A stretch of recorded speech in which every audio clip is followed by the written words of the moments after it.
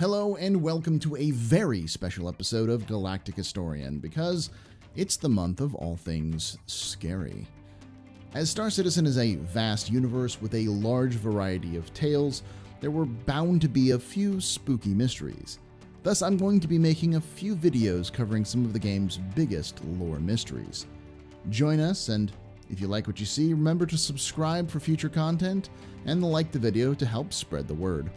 This first mystery is surrounding one of the most popular and beloved ships in the game, the Anvil Carrack. The ship line itself actually has a mysterious and tragic past, as the Carrack only exists because of a cover-up by the UEE Navy.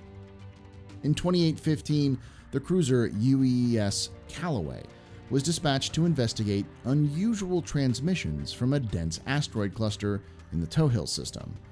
The ship was ill-suited for the role, and the crew had little training for exploration duty, and this resulted in the loss of the entire ship and crew.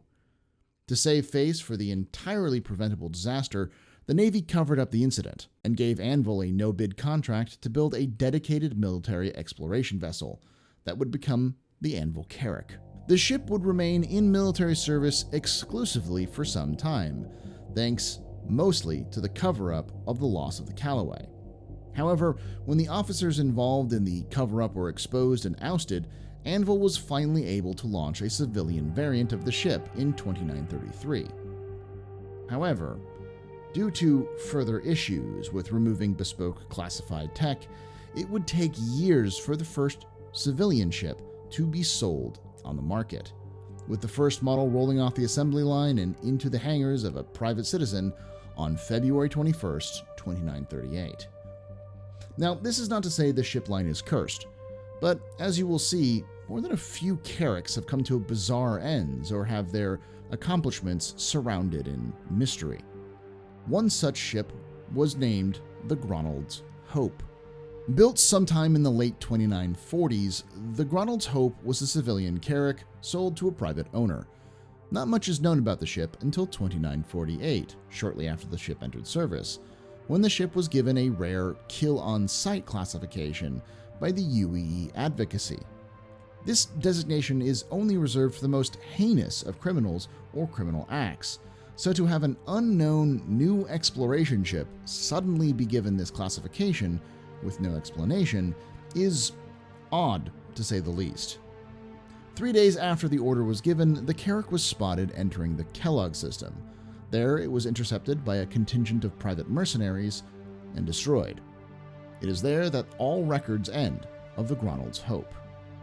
The Advocacy has refused to release any record of why the ship was given the unusual designation, and there is no record of what the mercenaries saw when they attacked and destroyed the ship.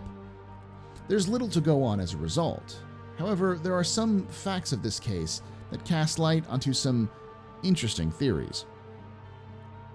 The system that Gronald's Hope was discovered entering, Kellogg, is fairly isolated, being a protected Fair Chance Act system for Zeus, a tropical planet that is the home to a sentient but primitive species called the Aurum. It is also the location of the most infamous prison in the UEE, the planet prison of Quarterdeck.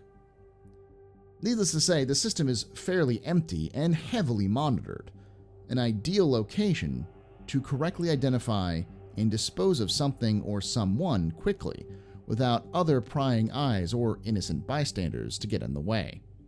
It feels almost too perfect for what the Advocacy wanted to accomplish. It is possible that the Advocacy was in contact with the ship and had guided it into the system for just this purpose, leading the ship to its fiery demise. The question then is, why? Why go out of your way to eliminate a random exploration ship and her crew? Well, it turns out that the Kellogg system is a nexus of jump points that lead to many dangerous and restricted systems. Two of its jump points lead to known Vandal systems, Virgil and Vector. Both of those systems are highly active, with Virgil being a known hotspot for Vandal activity for centuries since the former human system was overrun by them in 2681. Could it be that the Gronald's Hope found something Vandal in origin? something too dangerous to return to UEE space to study. We know now that in 2946, a top-secret operation led to a revolution in health science. Technology was recovered from the Van Duel that seemed to be well beyond anything we know them capable of.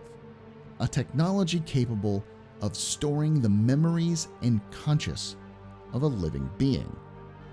In fact, this technology would lead to the life extension technology of the Ibrahim sphere and regeneration only a year after the destruction of the Gronald's Hope.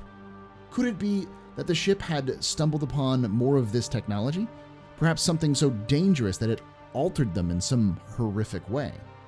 Then, desperate for help, they sent out a call to the UEE, only to be led to their deaths by a government dedicated to keeping the secret buried. Kellogg also shares a jump point to the off-limits system of Kronos, the home of the classified and ambitious Synthworld project.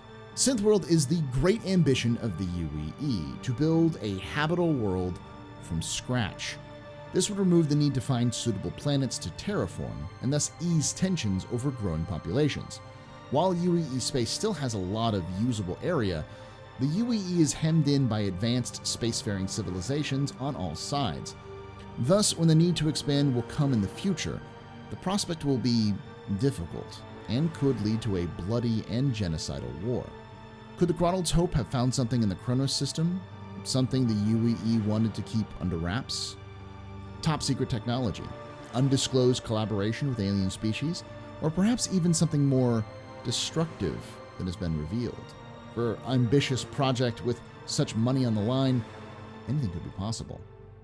However, for now, the mystery remains, as there's no evidence as to why the Gronald's Hope was targeted, where it came from, or how it was destroyed.